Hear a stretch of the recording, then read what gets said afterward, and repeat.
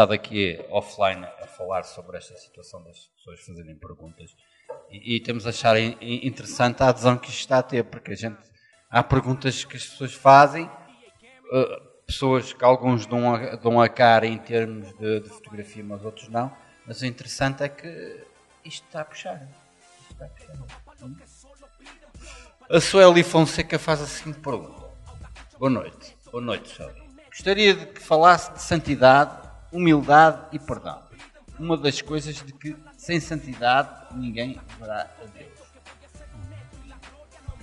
Bom, a santidade é muito importante, como a irmã referiu, sem santidade ninguém verá a Deus. A santidade tem sido um pouquinho, aos poucos, banida da igreja, ou dizendo que já não é essencial, mas eu creio que quem se aproxima de Deus, creio não biblicamente, quem se aproxima de Deus tem que ter um coração e mãos limpas e coração puro para que possam se aproximar de Deus. Então, a santidade é essencial na vida do crente. O crente quer ter Deus, quer viver com Deus, quer ter comunhão com Deus, quer ter intimidade com Deus, tem que viver em santidade. Humildade também tem que ser uma característica, tem que estar bem presente na vida do cristão. O cristão tem que ser alguém humilde. E atenção, humildade não é condição de pobreza, como as pessoas pensam. Humildade tem questão de ver com caráter, com coração, e o cristão nunca pode esquecer que nós fomos chamados também para servir. Temos que ter aquele coração de servir sempre os outros, não é? Servir os irmãos, servir os líderes, servir a família. E quando nós temos um coração de servir, nós temos humildade. E o perdão também. Acho que a irmã Sueli referiu 3 pilares, por assim dizer, da vida do caráter de um cristão. A santidade, o perdão e a humildade. Se nós somos filhos de Deus, nós temos que ter essas 3 coisas na nossa vida. Ainda que está a ser um pouquinho esquecida, tem que ser relembrada novamente. Sim, é verdade. Já sabem, todos que quiserem colaborar, basta mandar a sua mensagem, como têm mandado para o Facebook da Casa do Pai. Está a ser interessante, é bom partilhar as dúvidas, partilhar conhecimentos. E temos aqui mais uma mensagem da Emiliana. Minha esposa. A esposa aqui do apóstolo Jonathan. Emiliana tem uma dúvida. A passagem da Bíblia do Novo Testamento que diz: das fraquezas tirei força. Neste caso, a fraqueza pode ser um pecado e com o tirar da força pode-se tirar a força desta fraqueza? Bom, a fraqueza pode e não pode ser um pecado, não é? Conforme. Mas vamos aqui interpretar, não é? Vamos imaginar que a fraqueza seja sim um pecado, não é? A pessoa pode tirar força se a pessoa decidir, não é?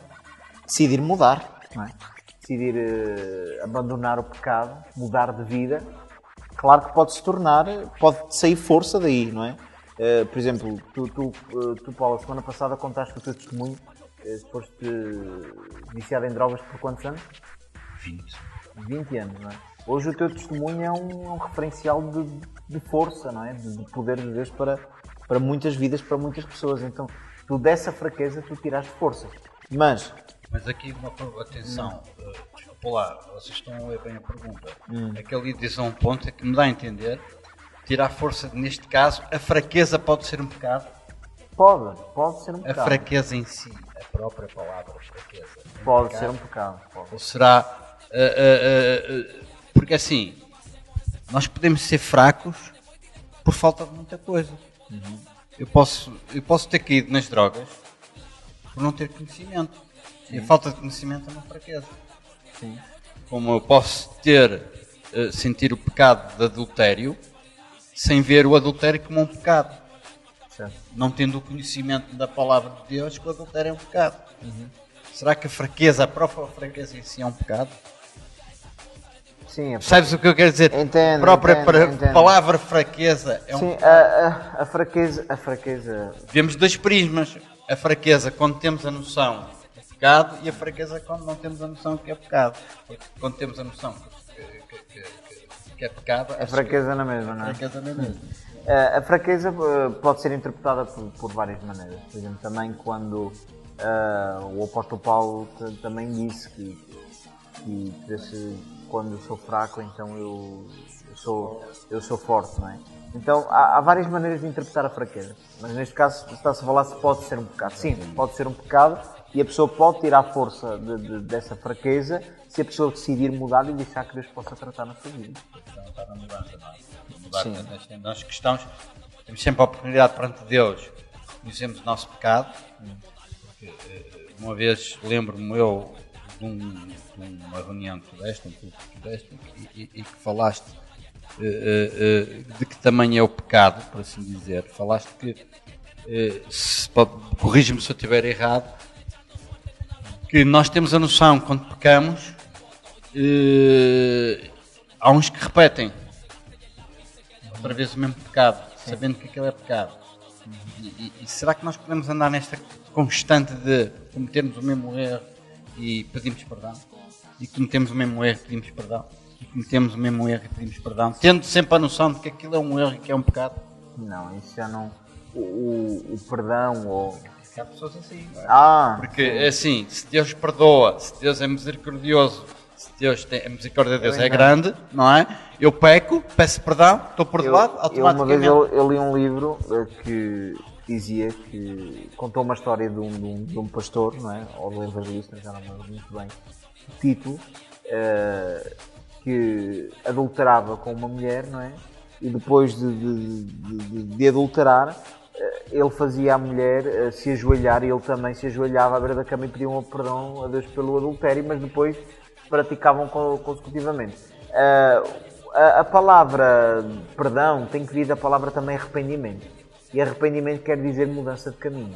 Então quer dizer, se eu estava a caminhar para a esquerda, eu passo a caminhar para a direita. Não é? Então se a pessoa pede perdão a Deus por uma coisa e depois, passado 5 minutos, sabe que vai voltar a fazê-la, isso já não...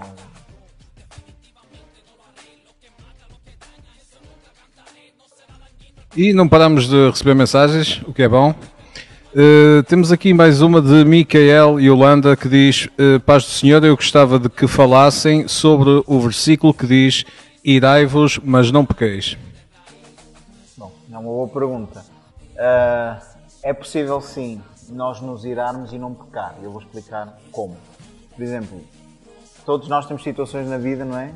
Até eu, que nós nos iramos. Eu digo até eu, na questão de dizer, até eu que sou pregador da palavra.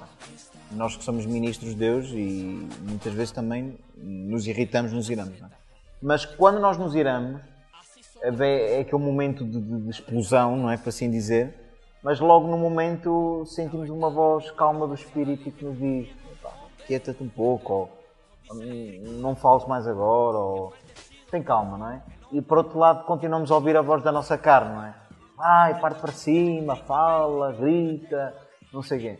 Então, aí nós temos a opção, ou obedecemos à voz do Espírito, ou obedecemos à voz da carne. Se obedecemos à voz do Espírito, nos aquietamos. Acontece o cumprimento do versículo.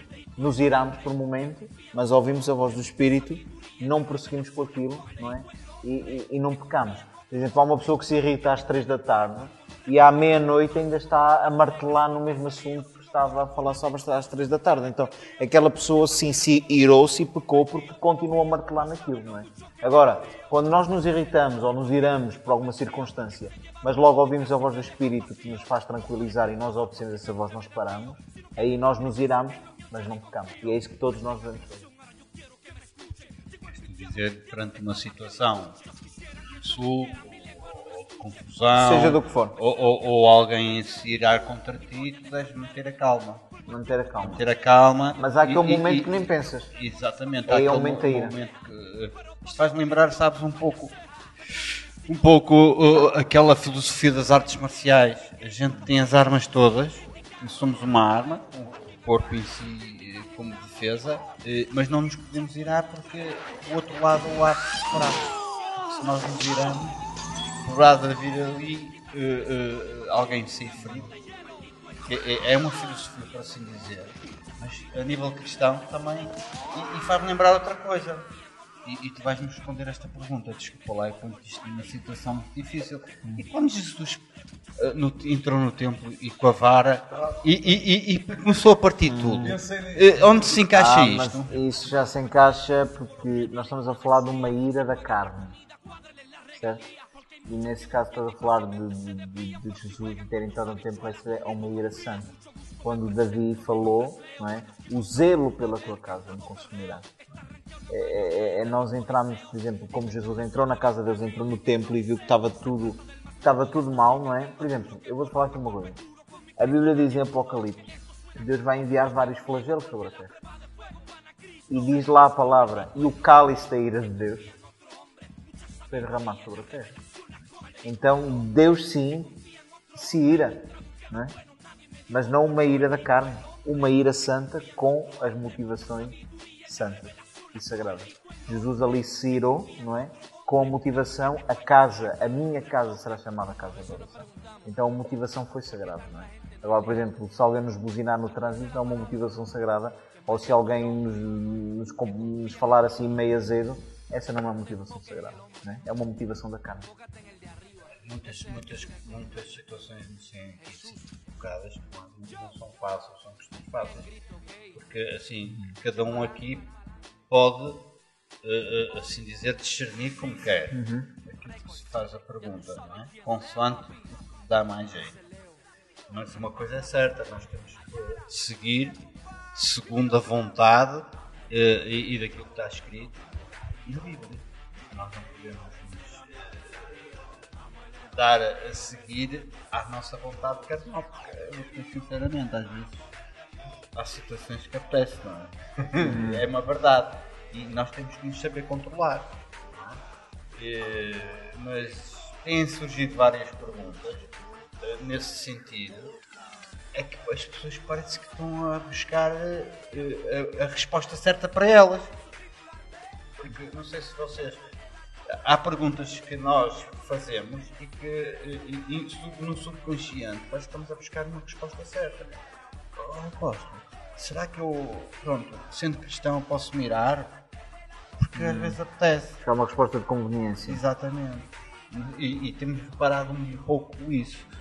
Mas, é assim, várias perguntas estão a surgir e nós vamos deixar para o próximo programa, na sexta-feira, o restante das perguntas que estão a surgir. Porque estão-nos a surgir perguntas que eu vou ser sincero. Vamos deixar um pouco o posto ficar descansar. Estou-me a rir, mas é verdade. Corta aí.